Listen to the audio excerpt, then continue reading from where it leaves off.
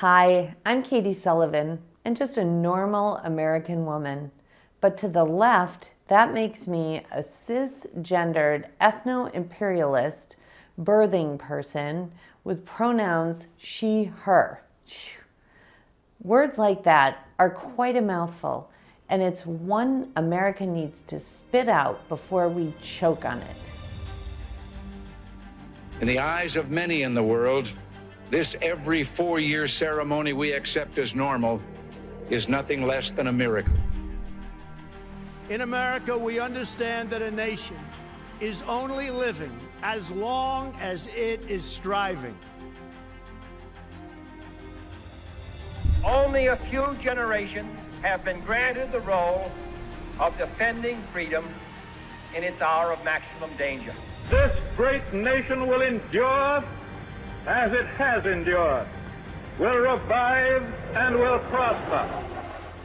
Whether we go forward together with courage or turn back to policies that weakened our economy, diminished our leadership in the world, America's future will be in your hands.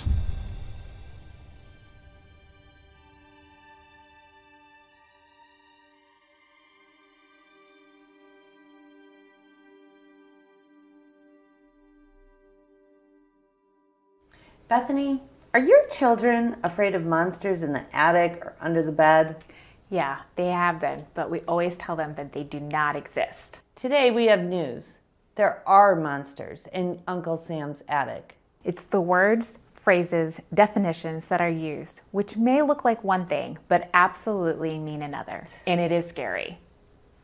During this training, we will identify the problem, discuss examples from our time in the federal government, as well as the 5 cross-cutting principles of the current administration. We will teach you how to unwind the words and phrases that have been so artfully layered into every document in the federal government. You can do this in any role at any level of seniority. This training will prepare you to make changes and fast. The left continually pivots and assaults definitions and phrases.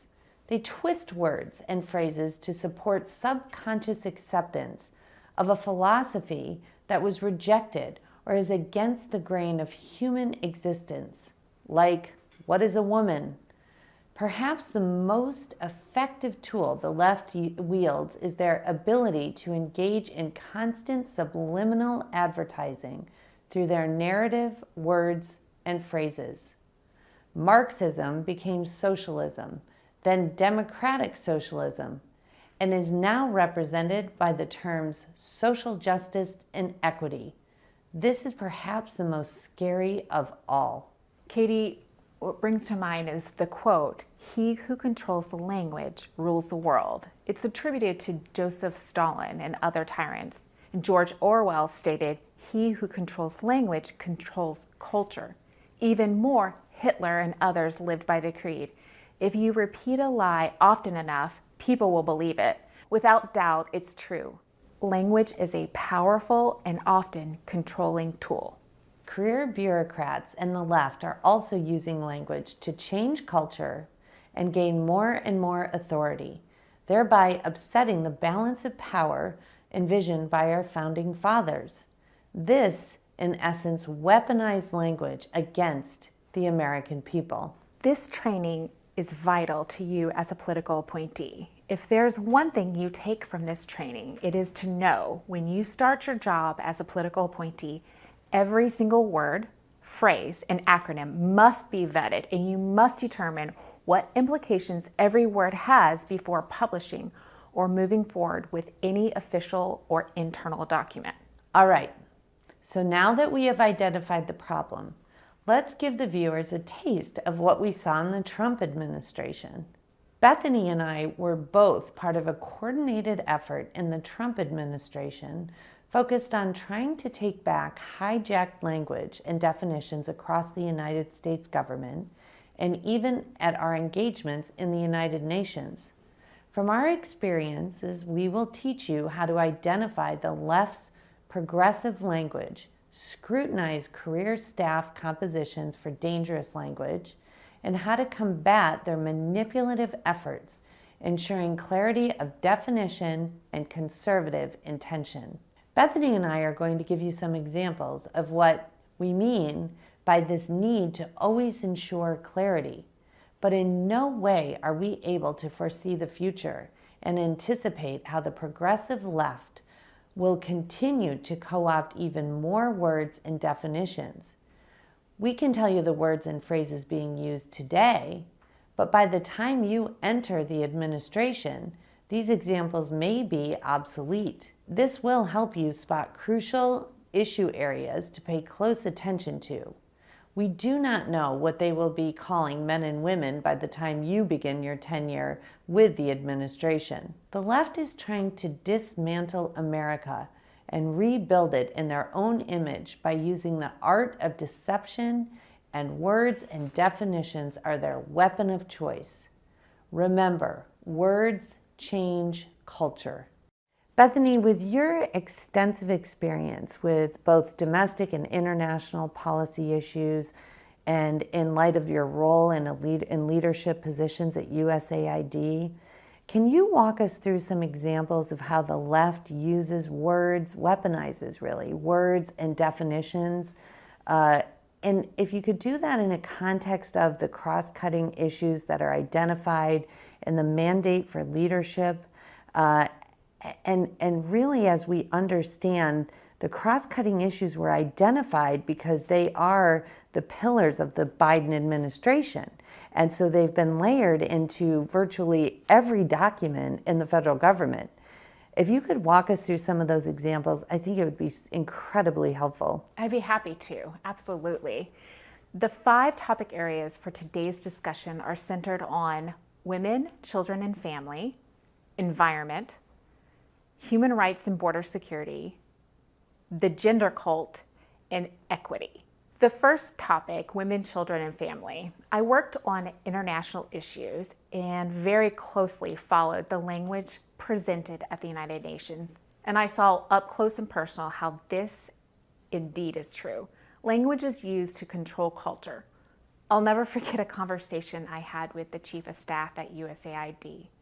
We are trying to provide alternative language for the highly controversial phrase Comprehensive Sexuality Education, or CSE, which at the United Nations had come to mean not just typical sex education, but instead had been morphed into teaching and normalizing sex at very early ages, even as young as preschool, and for girls who became pregnant, that abortion was a preferable method of birth control. Back to the conversation with the Chief of Staff. He suggested several alternatives, but each time I told him that, unfortunately, his recommended edit was also interpreted as CSE. Frustrated, he vented, "They have literally co-opted the English language." And it was at that moment that I realized that the progressive left is controlling the language, redefining definitions, and by doing so, are ruling the world. On a positive note, despite all the angst that we did succeed on that negotiation. DevEx published an article with the headline, "No Mention of Reproductive Rights in Declarations Out of G7 Development Ministerial." You can read more about this in the course materials section.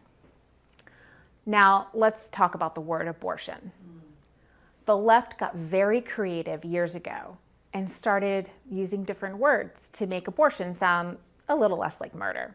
For example, sexual and reproductive health, reproductive rights, sexual and reproductive health services, reproductive health services, sexual and reproductive health and reproductive rights, sexual and reproductive health and rights. All of these include abortion. For years, we knew that the terms above that I just mentioned had been used and that they were code for abortion. The left and the career bureaucrats at state and USAID told us, "Oh, no. But then when I was negotiating with Canada for the G7 Development Ministerial, I said, well, can we just use these terms and add that does not include abortion? And their response was telling. They said, but it does include abortion. Even with that admission, I had a difficult time convincing political appointees that these terms were co-opted. Another example hits closer to home and highlights how imperative it is for political appointees to ensure definitions are correct and explicitly followed. 3 days after President Trump took office on January 20th, 2017, he issued a presidential memorandum regarding the Mexico City policy. This became known as the Protecting Life and Global Health Assistance Policy, or the expanded Mexico City policy. When I arrived at USAID in June 2017, I was the first political appointee in a bureau outside the front office and the 6th political appointee in the building. Despite President Trump issuing a presidential memorandum at the very onset of his administration to immediately change course and to protect life, even months later, his guidance was ignored. I remember hearing careers refer to this policy and even seeing documents that referred to it as the global gag order. I immediately told the career staff that we do not refer to it as the global gag order, but instead appropriately as the Protecting Life and Global Health Assistance policy. To some, it may seem inconsequential, but it actually was completely undermining the president and the American people who had elected President Trump. So opposed to this policy change, the left actually started a new organization and an international movement called She Decides, which invited NGOs and other foreign governments to join and actively promote abortion services and advocacy, essentially joining together to try to counter what the Trump administration was doing to protect life. Language matters. Bethany, it's incredible how the left is able to make killing children and babies a pro-movement. I mean, their narrative is just incredible and so opposite of what the reality of the situation is. We see that also with environment, right? So I remember when I was in school, in elementary school, we were taught that we were all going to be frozen over by an ice age. And of course, this was terrifying. And then in the 80s, it was acid rain. We were all going to die from the acid rain. And then it moved to global warming, which I think, most of the people watching this tape will remember. That was during the Obama administration. Yes. And then science comes along and disproves the global warming theory in large part, and we have one of the most frigid winters ever known. And then the next thing you know, they're calling it climate change. Now, I always understood that climate change meant seasons. Our climate does change all the time, but of course that's not what's meant by the left. What do you think about about the left's words and definitions in the environment? It's a great point, Katie. They don't stop. Climate change, allegedly, is everywhere. And if the American people elect a conservative president, his administration will have to eradicate climate change references from absolutely everywhere. And according to our intelligence community, the #1 threat facing our country today is, drumroll, climate change. Not Russia, not China, not AI, climate change. This shows how the federal government is all in on this issue. And climate change activists wield a lot of power. This is an issue to pay attention to as it has infiltrated every part of the federal government. Now, when I think of climate change, I immediately think of population control, don't you? I think about the people who don't want you to have children because of the impact on the environment. Perhaps not everyone will make that connection, but after spending time in the international space trying to protect life, I can tell you that this is part of their ultimate goal, to control people. Let me share a personal example of how the left seeks to permeate every dimension of life through their skewed terminology and definition. When I arrived at USAID, I had a career employee ask me how many children I had. I thought it was a bit odd of a question, but to be kind, I answered and I said I had 3 children. And he actually said to me, "Oh wow, 1.5 too many for the environment." I smiled and I said very politely, if I could have 10 more children, I would. The policy book captures the essence of climate change, and I quote, "In the name of combating climate change, policies have been used to create an artificial energy scarcity that will require trillions of dollars in new investment, supported with taxpayer subsidies to address a problem that government and special interests themselves have created." Page 364, end of quote. Population growth, environmental changes, and weather patterns have all been intertwined by the left. They take or even make up a term and create, extend, and alter the definition to validate whatever ideology or position they want to ingrain and convince others is good, when in reality it's not. Often, as you just heard, they are simply not coherent or logical. Remember, our intelligence community identified climate change as the #1 threat to America. So even if you do not work at the Department of Energy, no matter where you work, because of the Biden administration's executive orders and policy priorities, you will have to look for climate change language and get rid of it. Bethany, when you were talking about how the left has co-opted so many words and weaponized so many words when it comes to abortion, and that's something that political appointees in the next administration are going to have to really look at, this idea that it's a right. There's many phrases that included rights. Is there other places where rights are used as a catch-all and it means something else? Katie, that's a great question. And in fact, number 3 is human rights. Human rights in border security. So rights, rights, rights.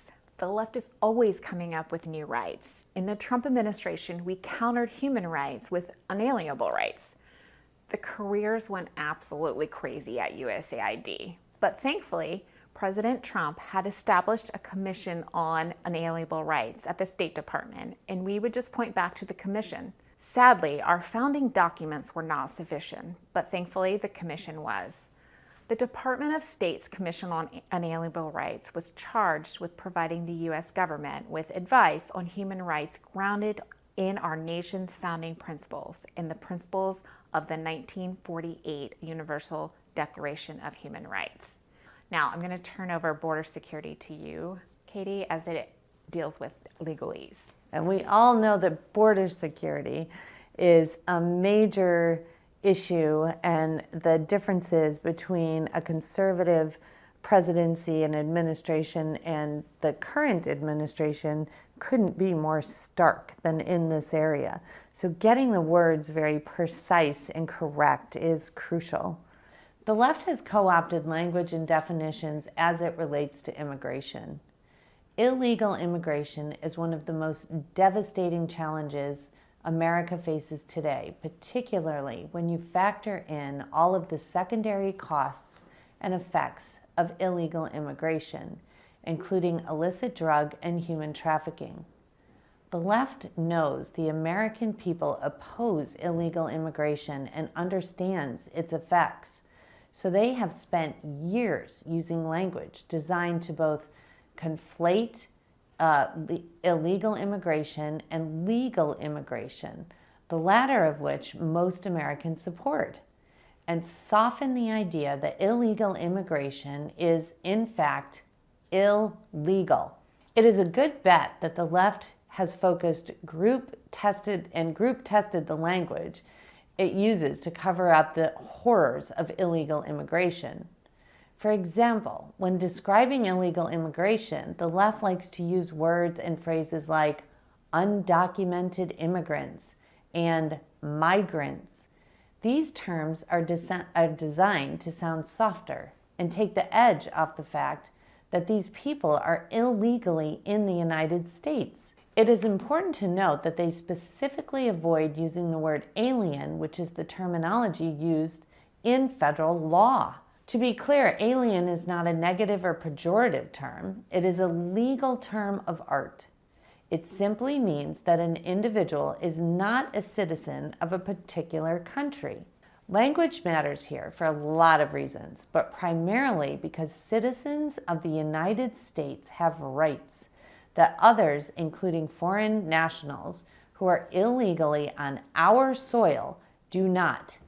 If I had to guess, I would say that the left's attempt to wash away the term alien stems from their disdain of actual law, since they want to avoid discussion of what federal immigration law actually requires, which is everything they refuse to do, and their interest in washing away the overall value of citizenship.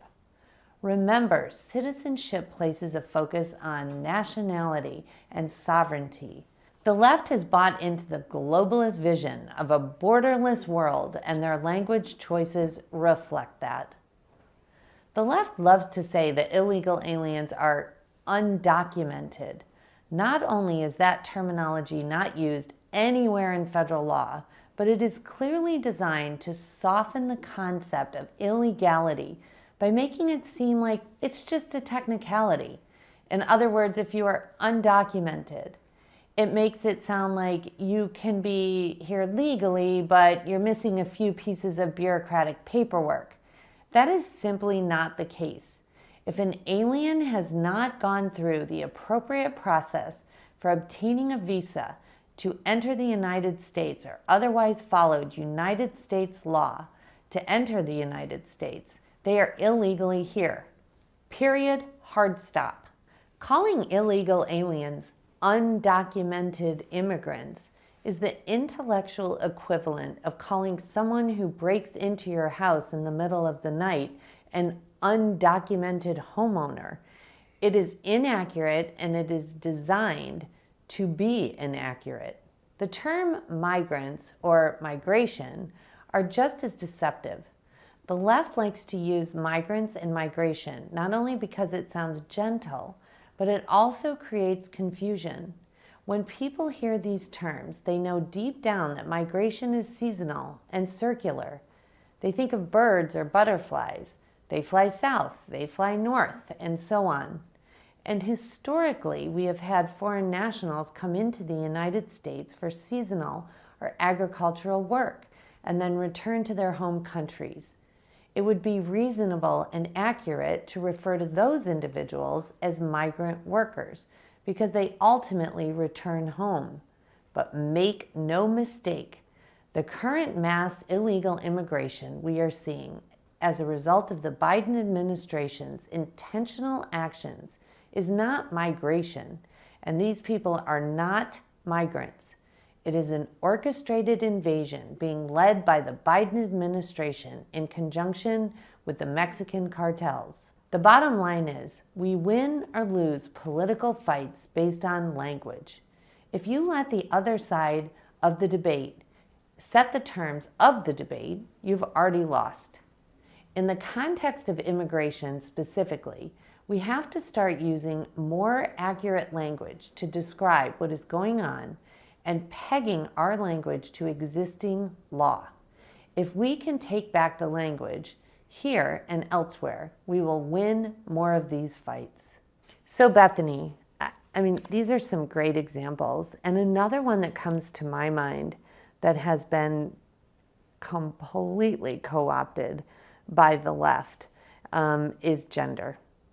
And I know you have so much experience in the history of your professional life in dealing with this. Where are we today on this issue and the language and the words and the definitions?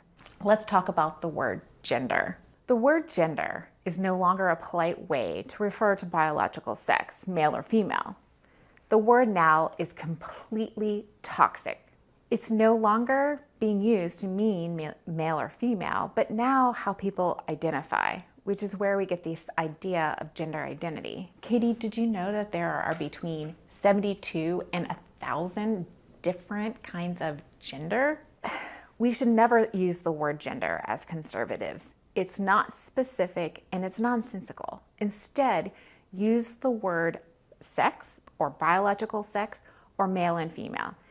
And I don't care where you are in the administration, you will deal with the word gender. Speaking of sex, the next phrase that we're going to talk about is sex assigned at birth. Now, I just told you to use the word sex, and you may think that sex assigned at birth, that sounds great. Well, actually it's not.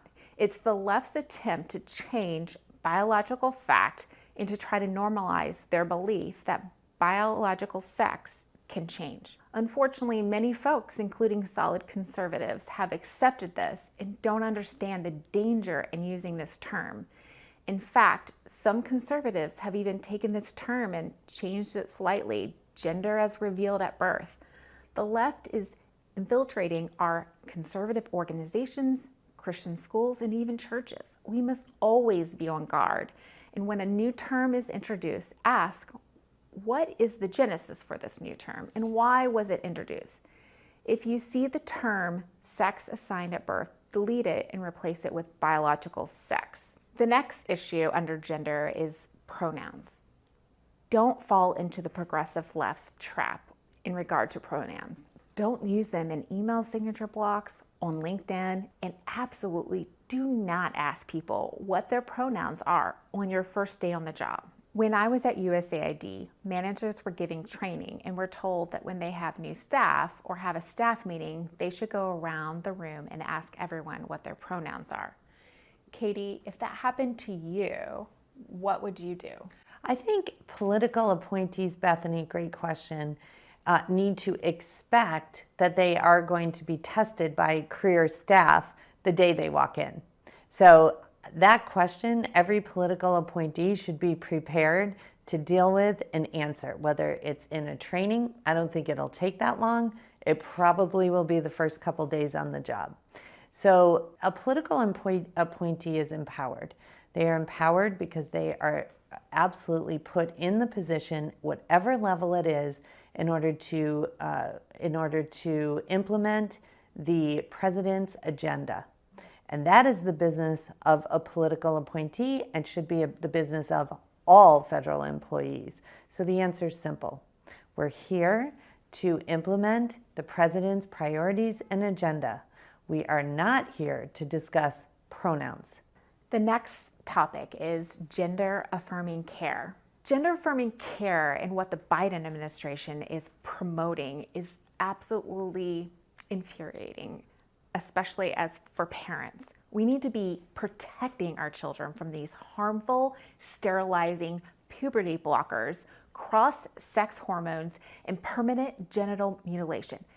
That's what gender affirming care is, not care at all.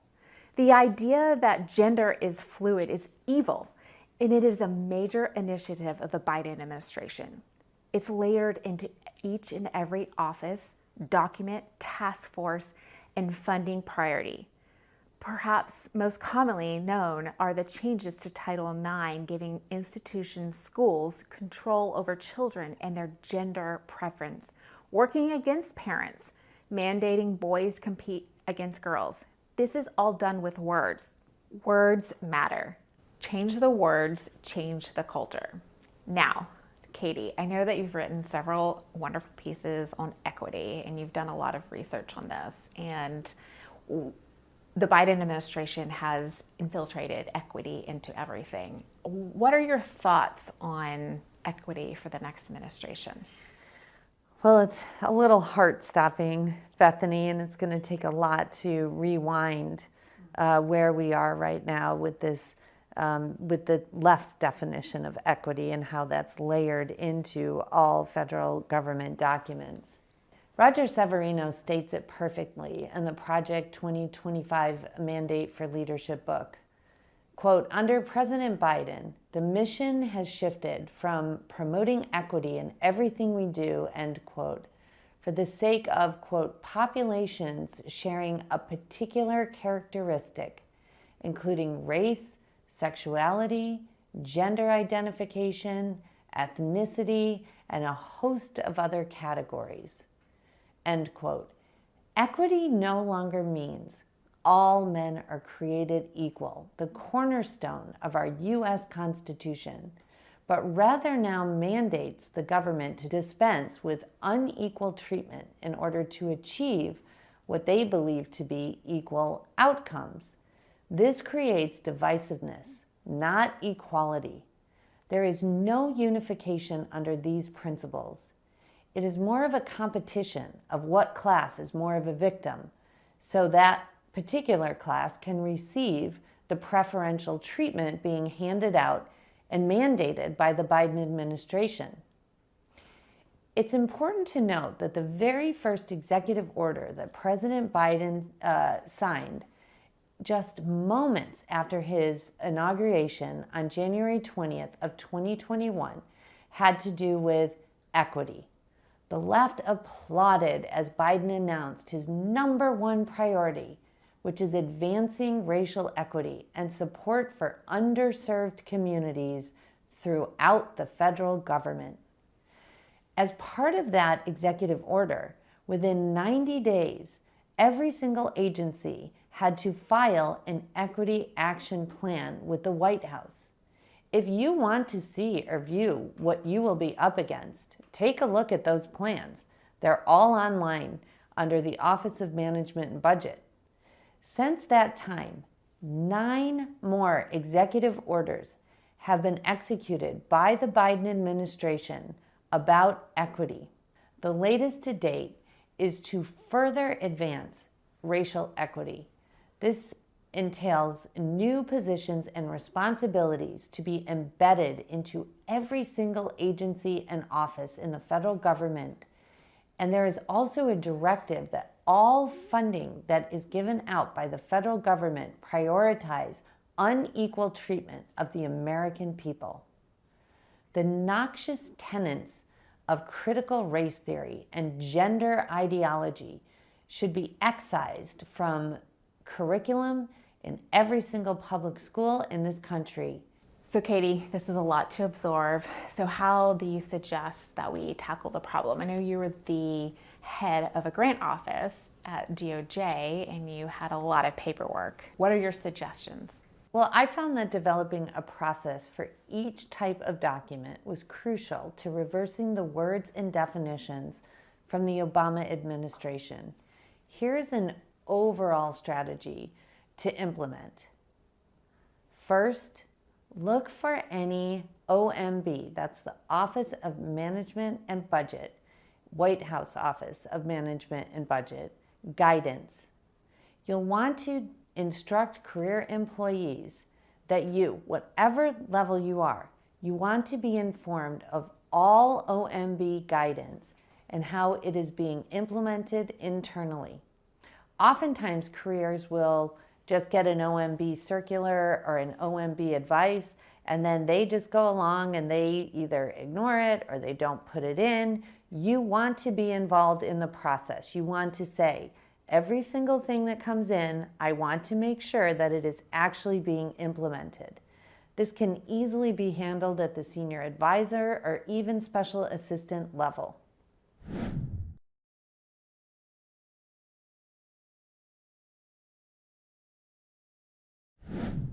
The second thing you need to do, and quickly, are look at guidance documents. Now, I've talked about this in other trainings. Guidance documents are simply a federal career employee's interpretation of a statute, of an appropriation given by Congress, of a rule or regulation, and how it's going to be implemented. A guidance document is not binding. It is simply, in some ways, just their opinion. The problem with a guidance document is that it has a tremendous amount of authority, because if you are looking to an agency to find out what they're looking for your grant, or how your grant program will be implemented, or what rules they have around it, you're going to look at those guidance documents. They end up with a tremendous amount of authority. It really ends up being the career's agenda being forced onto the American people. A court is the only real institution that can give us a definitive interpretation of any kind of grant program, appropriation, or rule. So most likely, The Office of Management and Budget will come out very quickly with a plan to take down all the guidance documents that are currently up that reflect the Biden administration's agenda. So you'll first want to look at that process.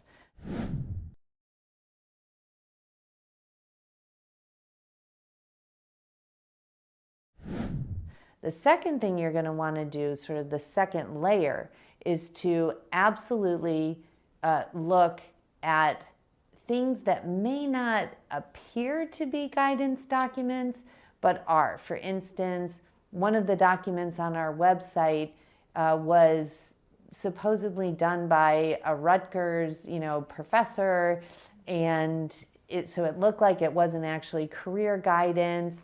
But when you really dug into the document, it was not part of any kind of grant program, and it really was just a career who asked a whole bunch of questions, and a Rutgers professor said yes. So it really, in the end, was a guidance document, and we brought it down. Another really frightening example when I was running the Office on Violence Against Women was a provision in the Violence Against Women Act about gender identity. And if you identified as a woman and you showed up at a woman's domestic violence shelter, you had to be accommodated. There were lawsuits, of course, about this as predators used that in order to gain entry into a place where there were vulnerable women. Seemed to me to be exactly opposite of the intention. Yeah, the intention of the Violence Against Women Act. In any event, it was directed toward just the Office on Violence Against Women programs. It was in the Violence Against Women Act.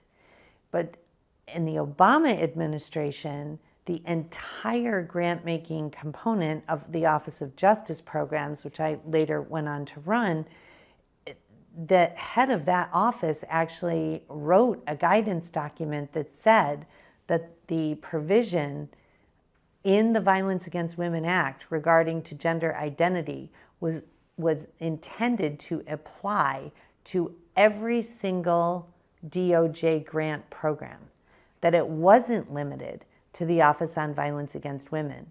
There was absolutely no indication that this was true, but you can see that just by getting that particular legislation passed and the way that the careers then interpreted it created a complete change in culture across the Department of Justice.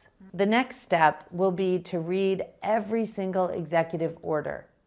I would suggest that, starting with an assistant, a special assistant, a senior advisor, that you get every single executive order and put it in a binder and have that binder for the principal and make sure that it's flagged for them. There will be a lot of executive orders that come out, and some of them actually, and know this, repeal other executive orders. So you need to then pull the executive orders that are being repealed so you are very clear about what needs to be redacted. Now let's go back to that OMB tip that I gave, and just like that, you need to be part of the process that the careers are using to implement executive orders. During the Trump administration, I can tell you that executive orders were signed, fully executed, where all the guidance was given. You gave an example of this, Bethany, to our office, and I later found out that it was just simply ignored. It's not worth the price of the paper it's written on if your careers are not implementing what the president wanted.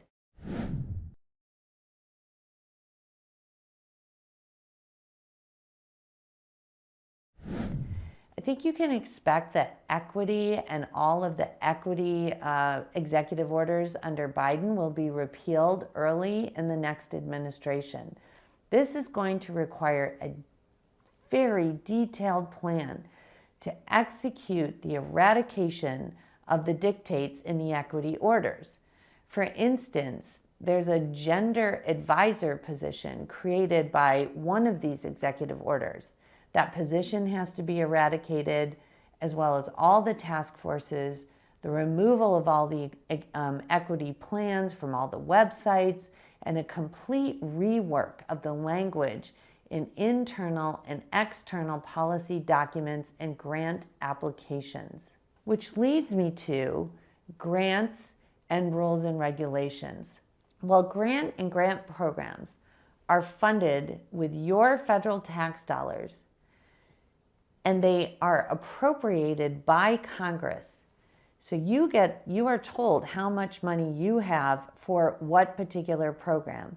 And typically your appropriations language will just give a very brief description of the program. And that's the direction that Congress has given the agency.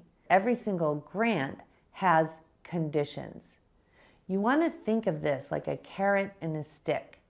You can have your federal money in order to support your program, but only if you agree to certain conditions which are built into the grants. When I began at the Office on Violence Against Women, our grant applications were 75 to 110 pages long. Pages and pages of guidance that had no statutory or congressional counterpart, and tons of conditions. The conditions that you would need in order to receive the money. And you would need to continue to live with those conditions throughout the time of your grant. For instance, to receive grant money, certain programs would have to show a partnership with an LGBTQ support group. There was no language in the appropriation for that grant that an LGBTQ subgrantee was mandated.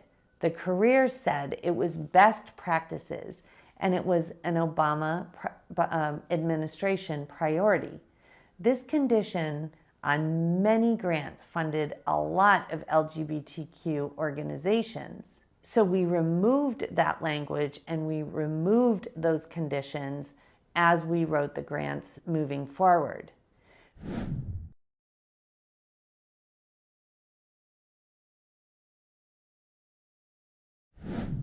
Rules and regulations also need ultimate political sign-off and a tremendous amount of political involvement.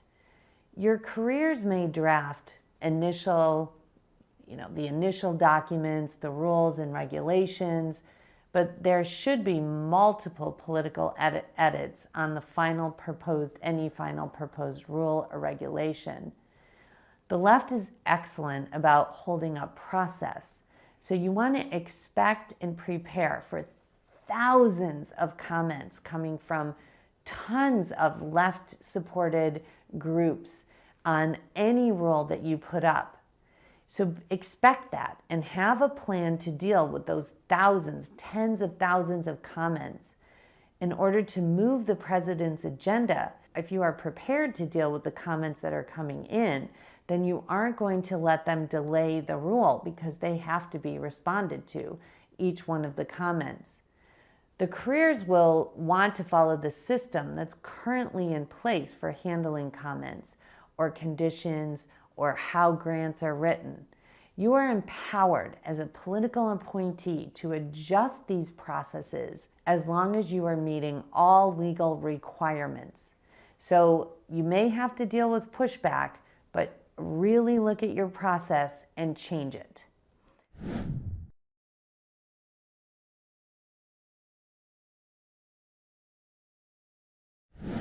A tip here, in addition to the sheer volume of guidance and conditions to grants and explanations of proposed rules, is to ask careers to explain a grant program or the need for a rule in 2 sentences.